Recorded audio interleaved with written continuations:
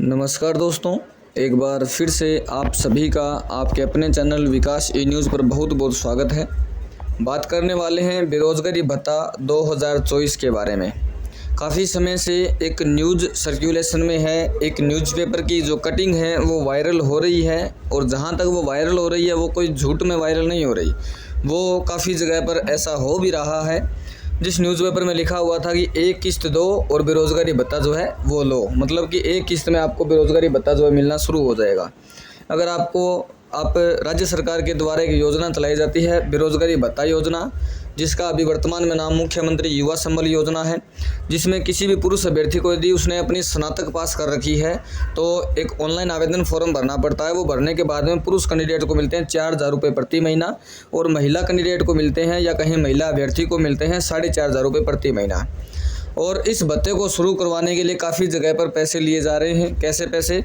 एक किस्त दो और बेरोज़गारी भत्ता लो। एक किस्त का मतलब कोई यदि पुरुष अभ्यर्थी है तो 4,000 रुपये दीजिए और बेरोज़गारी भत्ता लीजिए, और वहीं पर अगर महिला अभ्यर्थी है तो 4,500 रुपये दीजिए और बेरोज़गारी भत्ता लीजिए। तो मतलब कहने का मतलब ये है कि अभ्यर्थियों से एक किस्त मांगी जा रही है और उनको बेरोज़गारी भत्ता दिया जा रहा है। ऐसी न्यूज़ सर्कुलेशन में आई थी। और ये क्या है पूरा मामला मैं बता देता हूँ। जो राज्य सरकार के द्वारा बेरोज़गारी भत्ता दिया जाता है वो दिया जाता है 24 महीने तक। 24 महीने बोले तो 2 साल तक। कोई भी यदि बेरोज़गार पुरुष अभ्यर्थी है तो राज्य सरकार के द्वारा 4,000 रुपये प्रति महीने के हिसाब से उसको भत्ता दिया जाता है 24 महीने तक लगातार, और महिला अभ्यर्थी है तो 4,500 रुपये के हिसाब से 24 महीने तक लगातार दिया जाता है।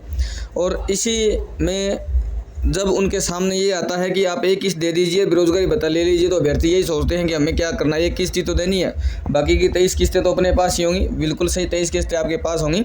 लेकिन इसमें दोस्तों मैं आपको बता देता हूँ कि आपको ऐसे जाल में नहीं फंसना है। बेरोज़गारी, हालांकि काफ़ी जगह अधिकारी भी ऐसा कर रहे हैं, लेकिन उनके हाथ में बेरोज़गारी भत्ता देना नहीं है। ये भी साफ साफ मैं आपको बात बता देता हूँ, बेरोज़गारी भत्ता देना उनके हाथ में नहीं है। थोड़ा सा मैं आपको अगर फॉर्म की प्रोसेस में समझाऊं तो पहले समझ लीजिए। जब आपने स्नातक डिग्री अपनी पास कर ली है, स्नातक आपके पास है, मार्कशीट वगैरह, डॉक्यूमेंट्स वगैरह आपके सब अगर रेडी हैं, डॉक्यूमेंट वगैरह सब अगर आपके रेडी हैं, सारे के सारे डॉक्यूमेंट्स आपके तैयार हैं, तो आप अपनी SSOID से बेरोज़गारी भत्ते का फॉर्म आप अप्लाई करते हैं। अप्लाई करेंगे तो जैसे आप कंप्लीट उसको भर देते हैं, उसको उस समय फॉर्म जो आपका सबमिटेड हो जाता है, मतलब कि आपकी तरफ से फॉर्म भर दिया जाता है। और यहाँ पर आपका फॉर्म जो है वो आपके जिला रोजगार कार्यालय में पहुँचता है। जिला रोजगार कार्यालय में वहाँ से फॉर्म होता है वेरीफाई। और जो भी अधिकारी आपसे पैसे मांगते हैं या फिर जो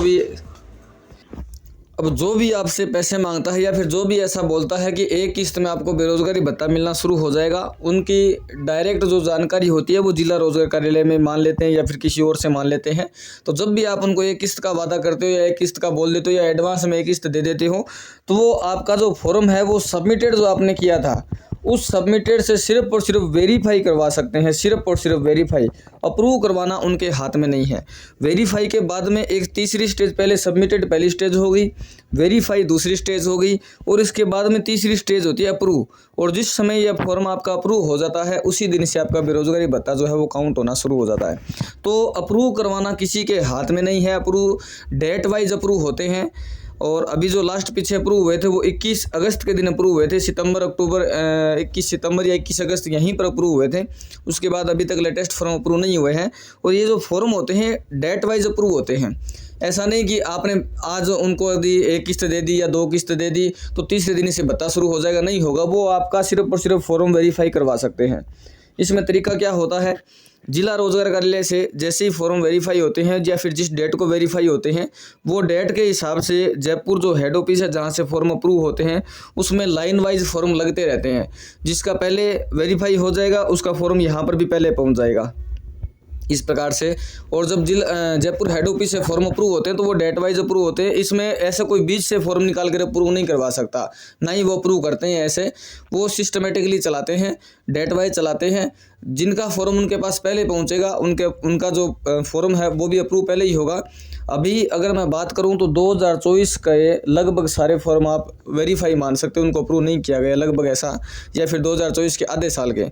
अगर आप मान के चलो आज नवंबर 2024 चल रहा है और आप किसी के पास अगर फॉर्म भरवा रहे हो और वो आपसे बोलता है कि एक किस्त में, या फिर कोई अधिकारी से कहीं पर आपकी जानकारी हो जाती है। जो न्यूज़पेपर में आया था नागौर जिले वगैरह के रूप में एक दो बातें लिखी हुई थी। अगर अधिकारी से कोई जानकारी हो जाती है वो बोलते हैं कि आपका एक किस्त दीजिए, बेरोजगारी भत्ता लीजिए। नवंबर 2024 में आप फॉर्म भरते हो, आपने फॉर्म सबमिटेड कर दिया, एक किस्त उनको दे दिया, तो वो सिर्फ और सिर्फ आपका फॉर्म तुरंत के तुरंत वेरीफाई कर सकते हैं। अप्रूव करवाना उनके हाथ में नहीं है।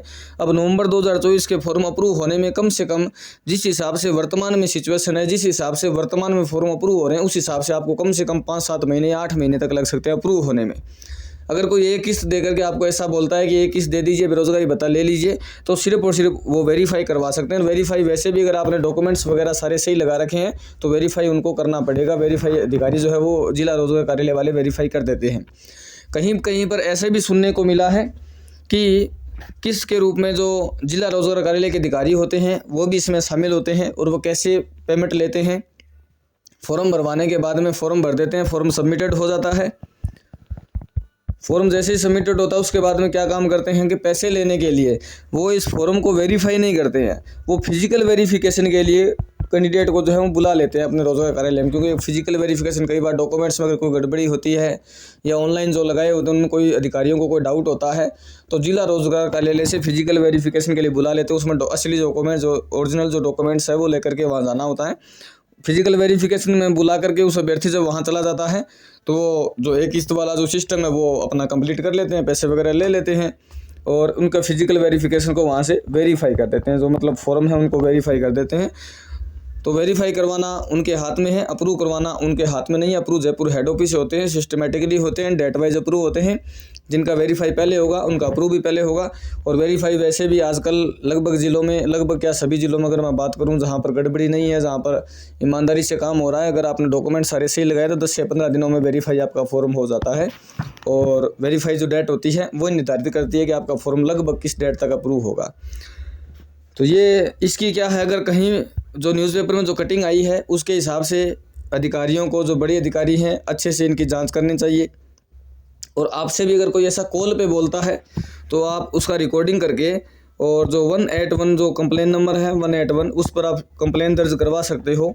अगर कोई ऐसा बोलता है कि एक किस्त में ऐसा वैसा जो भी है, जो भी ऐसा चल रहा है सिस्टम, तो कंप्लेन अगर आप नोट करवाना चाहें तो जो भी आपको ऐसा बोलता है उनके खिलाफ आप कंप्लेन नोट करवा सकते हो। और बड़े बड़े जो अधिकारी हैं जो कुछ ऐसे साजिश में शामिल हैं उनकी जांच होनी चाहिए, उनके अच्छे से जांच करके, और ये जो सारा काम है ईमानदारी से करना चाहिए। उनके अच्छे से जांच करके जो भी इसमें शामिल है, जो भी ये गलत काम कर रहे हैं, जो भी बेरोजगार अभ्यर्थियों के साथ अन्याय कर रहे हैं भाई, उनको सज़ा देना जो है बड़े अधिकारियों को निर्धारित करना चाहिए। ठीक है, तो ये योजना है, ये थोड़ी सी बात है जिसमें आप ऐसे जाल में मत फंसना। आप अपने डॉक्यूमेंट्स रेडी करके अच्छे से फॉर्म भरना। और ये दूसरी बात ये कि फॉर्म भरने के लिए भी आपको किसी दुकान पर, किसी शॉप पर जाने की ज़रूरत नहीं है। अगर आपके पास टैबलेट है, लैपटॉप है, या फिर मोबाइल से भी अगर आप चाहें, मोबाइल से तो वैसे पॉसिबल नहीं है, लेकिन फिर भी अगर आपको मोबाइल चलाना आता है, डेस्कटॉप मोड वगैरह करके आप SSOID से फॉर्म अप्लाई कर सकते हैं। ये फॉर्म SSOID से अप्लाई होता है। आपको अपने मोबाइल में SSOID अपनी ओपन करनी है, SSOID से बेरोजगारी भत्ते का फॉर्म अप्लाई कर सकते हैं आप। ठीक है, मिलते हैं नेक्स्ट वीडियो में नए अपडेट के साथ। वीडियो को शेयर कर दीजिएगा, वीडियो को लाइक कर दीजिएगा। बहुत बहुत धन्यवाद। जय हिंद, जय भारत, जय श्री राम।